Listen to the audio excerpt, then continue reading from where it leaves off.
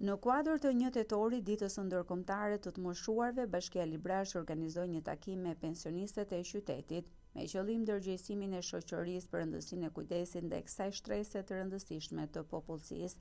Kryetari i bashkisë Mariglen Disha, shoqëruar nga deputeti i zonës Olsi Komici, zhvilluan një bisedë hapur me të moshuarit, duke dëgjuar nga afër shqetësimet dhe sfidat që ata përballen çdo ditë. Në fjalën e tij, kryebashkiaku Disha falenderoi të moshuarit për kontributin e dhënë ndër vite dhe theksoi se kujdesi ndaj tyre nuk duhet të kufizohet vetëm në një ditë simbolike.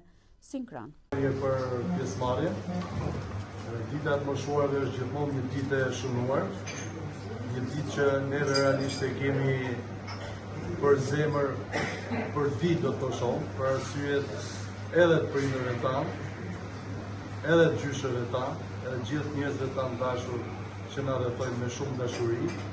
Të moshuarit shprehen shqetësimet e tyre kryesisht në lidhje me nivelin e ulët të pensioneve dhe kërkuan me shumë vëmendje institucionale për trajtimin me dinjitet të tyre.